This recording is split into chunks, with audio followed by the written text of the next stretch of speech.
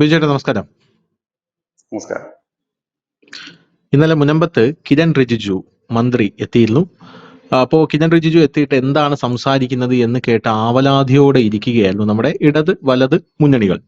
ഈ ഇടത് വലത് മുന്നണികളുടെ കാര്യം ഒന്ന് ശ്രദ്ധിച്ചു കഴിഞ്ഞാൽ നമുക്ക് മനസ്സിലാകും, മുനമ്പം വിഷയത്തിൽ ഇവർ ഒരു അക്ഷരം മിണ്ടാതിരിക്കുകയായിരുന്നു. എന്നാൽ വഖഫ് ഭേദഗതി നിയമത്തെ ഇവർ എതിർക്കുകയും ചെയ്തിരുന്നു.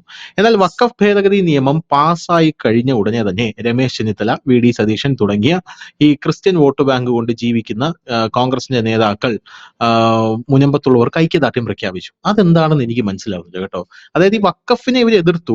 വഖഫ് ബില്ല് പാസ്സാവുന്നതിന് മുമ്പേ ഇവർ മുനമ്പത്ത് തിരിഞ്ഞു നോക്കിയിട്ടില്ല. മുനമ്പത്തുകാർക്ക് ഒരു സഹായം നൽകുമെന്ന് ഒരു വാക്ക് പോലും ഇവർ പറഞ്ഞിട്ടില്ല. ഊന്നി ഒരു കാര്യവും പറഞ്ഞിട്ടില്ല. എന്നാൽ വഖഫ് ബില്ല് പാസ്സായതിനു ശേഷം ഇവർ മുനമ്പത്തുള്ളവർക്ക് ഐക്യദാർഢ്യം പ്രഖ്യാപിച്ചു. അതായത് മുനമ്പത്തുള്ളവരെ കുടിയിറക്കാൻ ഞങ്ങൾ സമ്മതിക്കില്ല എന്ന് പറഞ്ഞു. ഈ കുടിയിറക്കാൻ സമ്മതിച്ചില്ലെങ്കിൽ എന്താ, വഖഫ് ഭേദഗതി നിയമം പാസ്സായില്ല, പിന്നെ എന്തിനാ മുനമ്പത്തുള്ളവരെ നിങ്ങൾ സമ്മതിച്ചാലും സമ്മതിച്ചില്ലെങ്കിൽ അവർക്ക് ഇനി ഇറങ്ങണ്ട. അതാണ് ഈ വഖഫ് ഭേദഗതി നിയമത്തിന്റെ പ്രത്യേകത. ഈ ജനങ്ങളുടെ കണ്ണി പൊടിയിടാൻ ഈ രാഷ്ട്രീയക്കാരെ കൊണ്ട് പറ്റുമെന്നുള്ളതിന്റെ ഒരു ക്ലാസിക് ഉദാഹരണമായിരുന്നു അത്. രണ്ടാമത്തെ കാര്യം, കഴിഞ്ഞ ദിവസം ഈ കിരൺ റിജിജു വന്നിട്ട് പോയ ശേഷം വ്യാപകമായിട്ടുള്ള ഒരു പ്രചാരണം സമൂഹ മാധ്യമങ്ങളിൽ ഉണ്ടായി. ഈ പ്രചാരണം തുടങ്ങി വെച്ചത് മീഡിയ വണ്ണാണ്. മീഡിയ വണ്ണ് നമുക്കറിയാമല്ലോ, ഈ ക്രിസ്ത്യാനികളെയും ഹിന്ദുക്കളെയും തമ്മിൽ തല്ലിക്കാൻ എന്തൊക്കെ ചെയ്യാൻ പറ്റുമോ അതൊക്കെ ചെയ്യുന്ന ഒരു ചാനലാണ്, നമുക്ക് എല്ലാവർക്കും അറിയാം. കഴിഞ്ഞ ദിവസം ഔട്ട് ഓഫ് ഫോക്കസിൽ അവര് നമ്മുടെ ബംഗാളിലെ കലാപം അവര് ചർച്ച ചെയ്യുന്നത് കണ്ടായിരുന്നു. ഭയങ്കര രസമായിരുന്നു കേട്ടോ. വെള്ളയടിച്ച് മരിക്കുകയാണ്. ഭയങ്കര രസമായിരുന്നു അത്. അത് സംഘപരിവാറിന്റെ ഒരു അജണ്ടയാണ് എന്ന് പറഞ്ഞു വെക്കുന്ന രീതിയിലായിരുന്നു അവിടെ ചർച്ച എന്ന് പറയുന്നത്. അപ്പൊ ഈ മീഡിയ വണ്ണ് കഴിഞ്ഞ ദിവസം ഒരു കാർഡ് അടിച്ചിറക്കി. അതായത് കിരൺ റിജിജു പറഞ്ഞു, ഈ വഖഫ് ഭേദഗതി നിയമം വന്നത് കൊണ്ട് മാത്രം എന്താവില്ല, അവിടെയുള്ളവർക്ക് രക്ഷയില്ല, വഖഫ് നിയമം കൊണ്ട് ഒരു ഗുണവും ഇല്ല എന്നുള്ള രീതിയിൽ ഒരു കാർഡ് അടിച്ചിട്ട് അത് നമ്മുടെ വി ഡി സതീശനൊക്കെ എടുത്തിട്ട് കണ്ടില്ലേ ഇപ്പൊ എന്തായി എന്നൊക്കെ പറഞ്ഞ് വലിയ രീതിയിൽ ജമാഅത്തെ ഇസ്ലാമിയുടെ ചാനൽ ആലോചിക്കണം, അതിന്റെ കാർഡാണ് ഇവന്മാർ യൂസ് ചെയ്യുന്നത്. അത് എടുത്തിട്ടിട്ട് വലിയ രീതിയിൽ പ്രചാരണം നടത്തിയിട്ട് വി ഡി സതീശൻ പറയാണ് 10 മിനിറ്റ് കൊണ്ട് ഈ പ്രശ്നം ഞങ്ങൾ പരിഹരിക്കും, 2026 ഞങ്ങൾ അധികാരത്തിൽ എത്തിക്കണം എന്നാണ് വി ഡി സതീശൻ പറയുന്നത്. അപ്പൊ കഴിഞ്ഞ ദിവസം നമ്മുടെ മന്ത്രി വന്നിട്ട് ഇങ്ങനെ പറഞ്ഞു, റിജിജു ഇങ്ങനെ പറഞ്ഞിട്ടുണ്ടോ, അതായത് ഈ വഖഫ് നിയമം ഭേദഗതി നിയമം കൊണ്ടൊന്നും നിങ്ങൾക്കൊരു പ്രയോജനം ഉണ്ടാകില്ല എന്ന് പറഞ്ഞു. ഇതാണ് എന്റെ ആദ്യത്തെ ചോദ്യം. രണ്ടാമത്തെ ചോദ്യം എന്ന് പറഞ്ഞാൽ, ഈ മാധ്യമങ്ങൾ എന്താ ഇങ്ങനെ, ഇന്ന് 3 പത്രം വന്നിട്ടുണ്ടെങ്കിൽ 3 പത്രത്തിൽ 3 ഹെഡിങ്. ഒരു പത്രം പറയുന്നത് മുനമ്പത്ത് ആശ്വാസം, വേറൊരു പത്രം പറയുന്നത് കിരൺ റിജിജു വന്നിട്ട് മുനമ്പത്ത് ആശ്വാസം ഇല്ല, വേറൊരു പത്രം വേറെന്തോ പറയുന്നു. എന്താ തോന്നുന്നത് ഇതില്? എനിക്ക് ആദ്യം തന്നെ ബി ജെ പിയുടെ സംസ്ഥാന അധ്യക്ഷനോട് പറയാൻ ഒരു കാര്യമുണ്ട്. താങ്കൾ ദയവായി മാധ്യമങ്ങളോട് സംസാരിക്കുമ്പോൾ കഴിവതും മലയാളം വാക്കുകൾ ഉപയോഗിക്കുക എന്നുള്ളതാണ് ആദ്യത്തെ ഒരു നിർദ്ദേശം. പ്രത്യേകിച്ച് കേന്ദ്രമന്ത്രിമാരൊക്കെ വന്നിരിക്കുമ്പോൾ, ഇന്നലെ ഞാൻ ആ പത്രസമ്മേളനം മുഴുവൻ കണ്ടു. അപ്പൊ കേന്ദ്രമന്ത്രിമാർ വന്ന് നിൽക്കുമ്പോൾ അവർ സ്വാഭാവികമായി ഇംഗ്ലീഷിലായിരിക്കുമല്ലോ സംസാരിക്കുന്നത്. അപ്പോ ഒന്നുകിൽ അതിനൊരു ട്രാൻസ്ലേറ്റർ വെച്ചു കൊടുക്കുക ഈ പത്രസമ്മേളനത്തിൽ, അല്ല പ്രസംഗിക്കുമ്പോഴല്ല പത്രസമ്മേളനത്തിൽ വെച്ചു കൊടുക്കുക. അതല്ല എങ്കിൽ ഇത് അതിനെ കുറച്ചുകൂടെ ഒന്ന് വിശദീകരിക്കാനായിട്ട് ബി ജെ പിയുടെ സംസ്ഥാന അധ്യക്ഷനും ഇംഗ്ലീഷ് തന്നെയാണ് ഉപയോഗിക്കുന്നത്. അതിനകത്തൊരു ഒരു പരിമിതിയുണ്ട്. അത് ആദ്യം തന്നെ ഞാൻ പറയട്ടെ. ഞാൻ അടക്കമുള്ളവര് ഞാൻ ഈ മുഖ്യധാര മാധ്യമ രംഗത്ത് തന്നെ വന്നതാണ്. 10-24 കൊല്ലം ഇതിനകത്ത് പലരുമായി വർക്ക് ചെയ്തതാണ്. എനിക്ക് നന്നായിട്ട് അറിയാം. വിദ്യാഭ്യാസത്തിനൊന്നും കുറവില്ല, PG ഒക്കെ ഉള്ളതാണ്. ഞാൻ അടക്കമുള്ളവർക്ക് ഇംഗ്ലീഷിന്റെ ഒരു ചെറിയ പരിജ്ഞാന കുറവുണ്ട്. പിന്നെ അറിയാവുന്നവര് ഈ ഇംഗ്ലീഷിനെ വളച്ചൊടുക്കുകയും ചെയ്യും. കേരളത്തിലെ ഒരു മാധ്യമ പ്രവർത്തനം, കേരളത്തിലല്ല നമ്മുടെ ലോകത്തെ എമ്പാടുമുള്ള ഒരു മാധ്യമ പ്രവർത്തനത്തിന്റെ രീതി വളരെ സിമ്പിൾ ആയിട്ട് പറയാം. എന്തായെന്ന് ചോദിച്ചാൽ, ഒരു പട്ടി ചത്തു ഇല്ലെങ്കിൽ പട്ടി മരിച്ചു, ഇതാണ് വാർത്ത. ഇതിനെ നമുക്ക് ഏത് രീതിയിൽ വേണമെങ്കിലും കൊടുക്കാം. ക്രൂരനായ നായക്കന്ത്യം, ഇല്ലെങ്കിൽ സ്നേഹനിധിയായ നായ മരിച്ചു. ഇതിന്റെ നമ്മുടെ തലക്കെട്ടിനകത്താണ് ഇതിനകത്തെ ഒരു കാര്യങ്ങൾ ഒളിപ്പിച്ചു വെക്കുന്നത്. നമ്മളൊക്കെ തമ്പ് കൊടുക്കുന്നത് പോലൊക്കെ തന്നെ ഉള്ളൊരു കാര്യമാണ്. പക്ഷെ ഇതിനകത്തെ കണ്ടന്റ് എന്താണെന്ന് ചോദിച്ചാൽ, ഈ പട്ടി മരിച്ചു എന്നുള്ളതാണ് യാഥാർത്ഥ്യം. ഇത് തന്നെയാണ് ഇന്നലെ അവിടെ നടന്നത്. കിരൺ റിജിജു അത് പ്രത്യേകിച്ച് ഒരു കാര്യങ്ങളുണ്ട്. നോർത്ത് ഇന്ത്യ എന്നൊക്കെ വരുന്ന നമ്മുടെ നേതാക്കൾ സംസാരിക്കുമ്പോൾ, ഇംഗ്ലീഷിൽ സംസാരിക്കുമ്പോൾ അതിന്റെ ഒരു ഉച്ചാരണത്തിന്റെ ഒരു പ്രശ്നം കൂടെ ഉണ്ട്. പൊതുവെ മലയാളത്തിൽ പറഞ്ഞാൽ തന്നെ മനസ്സിലാകാത്തവരാണ് നമ്മുടെ മാധ്യമങ്ങളിൽ കൂടുതലും പേര്. അവിടെയാണ് ഈ ആംഗലേയ ഭാഷയിലൊക്കെ പറഞ്ഞുള്ള അവസ്ഥ പരിതാപകരമായിരിക്കും. അതുകൊണ്ട് ഇനി ബി ജെ പിയുടെ സംസ്ഥാന അധ്യക്ഷൻ ശ്രദ്ധിക്കേണ്ട കാര്യം, കഴിവതും കൂടുതൽ മലയാള വാക്കുകൾ പറയുക. പറയണമെന്നുമില്ല, കഴിവതും പോസ്റ്റ് ഇടുന്നതായിരിക്കും നല്ലത്. കാരണം അതാകുമ്പം എല്ലാവർക്കും സൗകര്യപൂർവ്വം എടുത്ത് വ്യാഖ്യാനിച്ച് വായിക്കാൻ പറ്റും. അപ്പോ ഇങ്ങനെ ഒരു പ്രശ്നമുണ്ട് ഇതിനകത്ത്. അപ്പൊ ഇന്നലെ അദ്ദേഹം വളരെ ക്ലിയർ ആയിട്ട് പറയുന്നുണ്ട്, അതിനകത്തൊരു പ്രശ്നമുണ്ട് മനുഷ്യൻ. ഇതൊരു ജുഡീഷ്യറിയുമായി ബന്ധപ്പെട്ടൊരു വിഷയമാണിത്. നിലവിൽ ഇന്ത്യ എമ്പാടും അനവധി കേസുകൾ നിൽക്കുന്നു. വഖഫ് ട്രൈബ്യൂണൽ എന്ന് പറയുന്ന ഒരു സംവിധാനവും ഇപ്പോൾ നിലവിൽ നിൽക്കുന്നു. അപ്പൊ ഇതുമായി ബന്ധപ്പെട്ട ഇതിൽ ഒരു അഭിപ്രായം ഒരു സർക്കാരും പറയില്ല. അതായത് കോടതിയിൽ നിലനിൽക്കുന്ന കേസുകളെ കുറിച്ചോ ഇല്ലെങ്കിൽ കോടതിയുടെ കാര്യങ്ങളോ അത് അദ്ദേഹം എടുത്തു പറയുന്നുണ്ട്. ഞാൻ അത് ആ പത്രസമ്മേളനം മുഴുവൻ കണ്ടു. അതിനകത്ത് ഈ കിരൺ റിജിജു പറയുന്നുണ്ട്, ഇതൊരു ജുഡീഷ്യറിയുമായി ബന്ധപ്പെട്ട കാര്യമാണ് എന്ന് അദ്ദേഹം പറയുന്നു. അദ്ദേഹം ആദ്യം പറയുന്ന കാര്യം ശ്രദ്ധിച്ച് കേട്ട് കഴിഞ്ഞാൽ മനസ്സിലായി. ഇപ്പോഴും തന്നെ എനിക്ക് തോന്നുന്നു യൂട്യൂബിലൊക്കെ അവൈലബിൾ ആണ് ആ ഒരു പ്രസ് മീറ്റ്. അതിൽ അദ്ദേഹം പറയുന്ന ഒരു കാര്യം, ഇതിന് മുനമ്പങ്കാരുടെ വിഷയങ്ങൾക്ക് ശാശ്വത പരിഹാരമാണ് ഈ ബില്ല്. ഒന്ന് അദ്ദേഹം പറയുന്ന ഒരു പോയിന്റാണ്. രണ്ടാമത്തെ പോയിന്റ് അദ്ദേഹം പറയുന്നു, ബില്ല്, അതായത് നമുക്കറിയാം കേന്ദ്ര സർക്കാർ പാസ്സാക്കുന്ന എല്ലാ ബില്ലും ആദ്യം അവർ ബില്ല് പാസ്സാക്കും, പിന്നീടാണ് ചട്ടക്കൂട് അവര് അതിന് വേണ്ടിയിട്ട് തയ്യാറാക്കുന്നത്. ഏറ്റവും പ്രധാനപ്പെട്ട ഉദാഹരണമായിട്ട് നമുക്ക് പറയാം പൗരത്വ ഭേദഗതി നിയമമാണ്. പൗരത്വ ഭേദഗതി നിയമം 2019 നിയമം പാസ്സാക്കുന്നത്. പക്ഷെ അതിന്റെ ചട്ടക്കൂട്, കാരണം നിയമം പാസ്സാക്കിയോണ്ട് മാത്രമില്ല, കാരണം ചട്ടക്കൂടാണല്ലോ കോടതിക്കും ഒപ്പം തന്നെ മറ്റ് അനുബന്ധ സ്ഥാപനങ്ങൾക്കും സർക്കുലർ ആയിട്ടോ മറ്റും അയച്ചു കൊടുക്കേണ്ടത്. ആ ചട്ടക്കൂടുകൾ എടുക്കാൻ ടൈം എടുക്കും. അന്നത് ഈ നമ്മുടെ കോവിഡ് വന്നത് മൂലം അല്പം ലേറ്റായി. 2021-22 ആയപ്പോഴാണ് ചട്ടക്കൂടുകളെല്ലാം ശരിയായത്.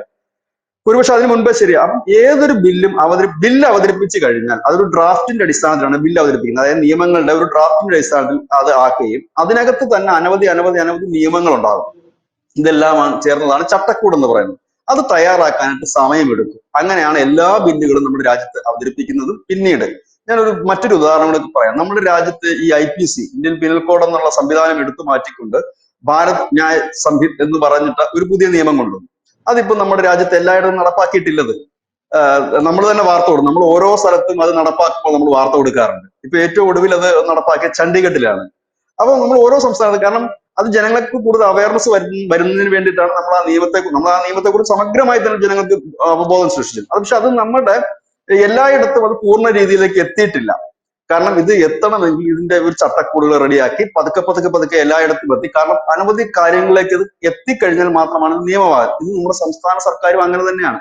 സംസ്ഥാന സർക്കാർ ഒരു ഓർഡർ ഇടുന്നു, ഇല്ലെങ്കിൽ ഒരു ബില്ല് പാസ്സാക്കുന്നു എന്ന് പറഞ്ഞാൽ ഈ ഓർഡർ ഇട്ട് പിറ്റേ ദിവസം തന്നെ ശരിയാകില്ലത്. നമ്മൾ ഓടി ചിലപ്പം പെൻഷൻ തുക 10 രൂപ കൂട്ടിയല്ലോ എന്ന് പറഞ്ഞ് ഓടിച്ചെന്ന പെൻഷൻ കിട്ടത്തില്ല.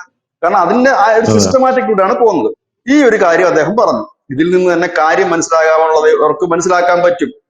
അദ്ദേഹം പറയാതെ പറഞ്ഞു വെച്ചത്, ഈ ചട്ടക്കൂടും കാര്യങ്ങളും ഒക്കെ കോടതി ചെല്ലാതെ ഈ നിയമത്തിന്റെ കാര്യങ്ങൾ ഏത് രീതിയിലാണ് കോടതി വ്യാഖ്യാനിക്കാൻ കഴിയുക? കേന്ദ്രം വഖഫ് ബില്ല് പാസ്സാക്കിയതിന് മുതൽ കോടതിക്ക് നാളെ വിധി കൊടുക്കാൻ പറ്റുമോ? വഖഫ് ബോർഡ് ഇല്ല, നിങ്ങൾ സ്ഥലമെടുത്തോളാൻ പറയാൻ പറ്റും? ഇത് സിനിമയിൽ നടക്കുമായിരിക്കും ഒരു പക്ഷെ, ജീവിതത്തിൽ നടക്കത്തില്ല. കാരണം ഈ ബില്ലിന്റെ ഡീറ്റെയിൽസുകളും ചട്ടക്കൂടുകളും എല്ലാം കോടതികളിൽ എത്തണം, അതായത് ബന്ധപ്പെട്ടവർക്ക് എത്തണം, പൊതുജനങ്ങൾക്ക് എത്തണം. എങ്കിൽ മാത്രമാണ്. അത് എത്തുന്നതിന് ടൈം എടുക്കും. സ്വാഭാവികമായ നടപടിയാണ്, മാസങ്ങൾ എടുത്തേക്കും. പൗരത്വ ഭേദഗതി നിയമമൊക്കെ വർഷങ്ങൾ എടുത്തു. അങ്ങനെയാണ് അത് സംസ്ഥാന സർക്കാരുകളിൽ അങ്ങനെയാണ്. ഇതാണ് അതിന്റെ ലോജിക്ക്. എന്നിട്ട് അദ്ദേഹം അപ്പോഴും വീണ്ടും മാധ്യമപ്രവർത്തകർ ചോദിക്കുന്നുണ്ട്, മുനമ്പങ്കാർക്ക് അപ്പൊ ഈ കോടതി ഇത് വരുവോ എന്ന് ചോദിക്കും. അപ്പൊ പുള്ളി എടുത്ത് പറയുന്ന ഒരു കാര്യം ജുഡീഷ്യറിയുമായിട്ട് ബന്ധപ്പെട്ട കാര്യമാണ്. അതായത് അതിൽ ഞാനൊന്നും പറയുന്നില്ല. കാരണം ഒരിക്കലും ഒരു സർക്കാരിന് അല്ലെങ്കിൽ സർക്കാരിന്റെ മന്ത്രി എന്ന നിലയിൽ ഒരു കോടതിയിൽ കേസ് തീരുമോ ഇല്ലയോ നീണ്ടുപോകുമോ എന്ന് പറയാനുള്ള അധികാരമില്ല അവർക്ക്. അതൊരു നിയമമാണ്. നമ്മുടെ സംസ്ഥാന മന്ത്രിമാര് പറയുമോ നാളെ ആ കേസ് തീരും കേട്ടോ എന്ന് പറയാൻ മന്ത്രിക്ക് അവകാശമില്ല. അത് ജുഡീഷ്യറിയാണ്. അവരാണ് തീരുമാനിക്കേണ്ടത് കേസ് തീർക്കോ ഇല്ല എന്നുള്ളത്. അവർ ഈ കേസ് തീർക്കണമെങ്കിൽ എന്ത് സംഭവിക്കണം? ഇവർക്ക് ഈ വഖഫ് ബില്ലിന്റെ ഭേദഗതി വരുത്തിയതിന്റെ മുഴുവൻ ചട്ടക്കൂടുകളും കാര്യങ്ങളും ആ കോടതിക്ക് ലഭ്യമായെങ്കിൽ മാത്രമേ അതിന്റെ അടിസ്ഥാനത്തിൽ ഈ കേസ് ഇല്ലാതാക്കാൻ കഴിയുകയുള്ളൂ. നിലവിൽ ഇപ്പോൾ അദ്ദേഹം പറഞ്ഞ മറ്റൊരു കാര്യമുണ്ട്. നിലവിൽ ഈ കേസ് കോടതിയിൽ എത്തിയല്ലോ, അത് തന്നെ വലിയ കാര്യമല്ലേ? മുൻപ് ഈ കേസ് കോടതികളിൽ എത്തത്തില്ലല്ലോ. അതായത് വഖഫ് ട്രിബ്യൂണലിൽ എത്തിക്കഴിഞ്ഞാൽ അവിടെ കൊണ്ട് തീരുകയല്ലേ കേസ്. നിങ്ങൾക്ക് അപ്പീൽ പോകാൻ വകുപ്പില്ലായിരുന്നല്ലോ, ഇപ്പൊ അപ്പീലെങ്കിലും പോകാൻ കഴിയുന്നില്ല, അവിടം വരെ എത്തിയില്ലേ എന്ന് അദ്ദേഹം ചോദിക്കുന്നുണ്ട്. എന്നിട്ട് അദ്ദേഹം എടുത്തെടുത്ത് പറയുന്ന ഒരു കാര്യമുണ്ട്, മുനമ്പങ്കാർക്ക് ഒരു ശാശ്വത പരിഹാരം ഉണ്ടാക്കും, ഞങ്ങൾ അതൊക്കെ നിൽക്കും എന്ന് അദ്ദേഹം എടുത്തെടുത്ത് പറയുന്നുണ്ട്. എനിക്ക് തോന്നുന്നത് അദ്ദേഹം അവിടെ പള്ളിയിലെ ഉള്ള വികാരിയുമൊക്കെ ആയിട്ട് അദ്ദേഹം കൂടിക്കാഴ്ച നടത്തി. അവിടെ ഒരു പക്ഷെ അദ്ദേഹം കുറച്ചുകൂടെ വിശാലമായിട്ട് പറഞ്ഞിട്ടുണ്ട്. കാരണം പബ്ലിക്കിന്റെ അടുത്ത് പറയാൻ കഴിയില്ലല്ലോ ഇങ്ങനെയുള്ള കാര്യങ്ങൾ. ആ കോടതി ഈ കേസൊക്കെ എടുത്ത് പള്ളയെ കളയുമെന്ന് പറയാൻ പറ്റുമോ? കാരണം അത് അങ്ങനെ ഒരാളും പറയാൻ കഴിയില്ല. അപ്പം അദ്ദേഹം അവിടെ പറഞ്ഞിട്ടുണ്ടാകും എന്ന് എനിക്ക് തോന്നുന്നു. അത് മാത്രമല്ല, കുറച്ചു മുമ്പേ അറിഞ്ഞ മറ്റൊരു പ്രധാനപ്പെട്ട വാർത്ത എന്ന് പറഞ്ഞ് മുനമ്പം സമരസമിതി നേതാക്കൾ നരേന്ദ്രമോദിയെ കാണാൻ പോകുന്നു എന്ന് പറയുമ്പോൾ ഇനി ഇവിടെയും വേറൊരു വ്യാജ വാർത്ത വരാൻ സാധ്യതയുണ്ട്. മുനമ്പങ്കാർ ഇളകിയപ്പോൾ മോദി കാണാൻ വിളിച്ചത് അല്ല, 12-ാം തീയതിയാണ് ഡേറ്റ് ഫിക്സ് ചെയ്തിരുന്നത്. ഇന്നിപ്പോ എത്ര ഡേറ്റ്? 16 12-ാം തീയതി ഡേറ്റ് ഫിക്സ് ചെയ്തിരുന്നതാണ് കാണാൻ. അത് അവർ രഹസ്യമാക്കി വെച്ചിരുന്നതാണ്. മുനമ്പം സമരസമിതി അത് രഹസ്യമാക്കി വെച്ചിരുന്നു. 12-ാം തീയതി എന്നുള്ളത് കൺഫേം ആയിട്ടില്ല. 12-ാം തീയതിയാണ് നിങ്ങളെ കാണാൻ വരുന്നതെന്ന് പറഞ്ഞിരുന്നു. ഇപ്പൊ അത് ഈസ്റ്റർ കഴിഞ്ഞിട്ട് എന്നാണ് ഇപ്പൊ പുതിയതായിട്ട് വന്നിരിക്കുന്നത്. അവരെന്തുകൊണ്ടാണ് ഇപ്പൊ പറയേണ്ടി വന്നതെന്ന് ചോദിച്ചു കഴിഞ്ഞാൽ ഈ കുത്തിത്തിരിപ്പ് നടക്കുന്നുണ്ടാണ് പറയേണ്ടി വന്നത്. ഞാൻ ചോദിച്ചിട്ടോ, അതായത് ഒരു അജണ്ട വെച്ചുകൊണ്ട് മുമ്പോട്ട് പോവുക എന്നുള്ളതാണ് മാധ്യമങ്ങളുടെയും അവരെ പിന്തുണയ്ക്കുന്നവരുടെയും കാര്യം. പക്ഷെ അതിന്റെ ഒരു യാഥാർത്ഥ്യം മുനമ്പം സമര സമിതിക്കാർക്ക് മനസ്സിലായി. പിന്നെ അവർ സമരം എന്തുകൊണ്ട് തുടരുന്നു എന്ന് ചോദിച്ചാൽ അവർ മുൻപും പറഞ്ഞിരുന്നു, റവന്യൂ രേഖകൾ ഞങ്ങളുടെ കയ്യിൽ കിട്ടാതെ സമരം നിർത്തില്ല എന്ന്. അതിന്റെ അടിസ്ഥാനത്തിൽ തുടരുന്നു. ഇനിയിപ്പോ ഇത് കോടതിയിൽ വന്ന് കോടതിയിൽ നിന്ന് കേസ് തീർന്നാൽ അവർ സമരം നിർത്തില്ല, പകരം അവർക്ക് ആ റവന്യൂ രേഖകൾ കൈ കിട്ടുന്നവർ സമരം ചെയ്യുമെന്നാണ് പറഞ്ഞത്. ഇങ്ങനെയാണ് അതിന്റെ കാര്യങ്ങൾ പോകുന്നത്. അവര് ഇന്ന് ഞാൻ കുറച്ചു മുമ്പ് ഏഷ്യാനെറ്റിന്റെ ഇത് കണ്ടപ്പോ അവരുടെ ബൈറ്റുകളൊക്കെ പോകുന്നുണ്ട്, സമരസമിതി നേതാക്കളുടെ സിജിയുടെ ഒക്കെ പോകുന്നുണ്ട്. അപ്പൊ അവര് പറയുന്നത്, പിന്നെ ഞങ്ങൾക്ക് വളരെ ഹാപ്പിയാണ്, ഞങ്ങൾ പ്രധാനമന്ത്രിയായിട്ട് കൂടിക്കാഴ്ച നടത്തുന്നത്. ഇത് ഇന്ന് കൂടിക്കാഴ്ച നടത്താനിരുന്നതല്ല, 12-ാം തീയതി നടത്താനിരുന്നതാണ്, അത് നീണ്ടുപോയതാണ് എന്ന് പറയുന്നുണ്ട്. ഞങ്ങളത് മുമ്പ് ആരോടും പറഞ്ഞിരുന്നില്ല, ഞങ്ങളത് പറയേണ്ടി വന്നത് ഇങ്ങനൊരു സിറ്റുവേഷൻ കൊണ്ടാണെന്ന്. അതായത് ആടിനെ പട്ടിയാക്കുക, പട്ടിയെ പേപ്പട്ടിയാക്കുക, പിന്നീട് തല്ലിക്കൊല്ലുക എന്നൊരു നയം നമ്മുടെ മുഖ്യധാരാ മാധ്യമങ്ങൾ നടക്കുന്നത്. അതിന് ഒരു പ്രത്യേക അജണ്ട വെച്ച് അവർ പണ്ടുതൊട്ടേ പ്രവർത്തിക്കുന്ന അങ്ങനെ തന്നെയാണ്. ഇതാണ് ഞാൻ പറഞ്ഞത്. ഞാൻ പറഞ്ഞില്ലേ, വാർത്ത ഇത്രയേ ഉള്ളൂ, ഒരു പട്ടി ചത്തു എന്നുള്ളതാണ് വാർത്തയെങ്കിൽ ആ വാർത്തയെ ഏതൊക്കെ രീതിയിൽ വളച്ചൊടിച്ച് ചെയ്യാമോ അങ്ങനെയൊക്കെയാണ്. പക്ഷെ അവസാനം വായിച്ചു വരുമ്പോൾ അതിനകത്തുള്ള കണ്ടന്റ് യഥാർത്ഥത്തിൽ പട്ടി ചത്തത് തന്നെയാണ്. ഇത് തന്നെയാണ് ഈ കാലങ്ങളായിട്ട് ഇവിടെ നടക്കുന്ന ഒരു സംഭവം.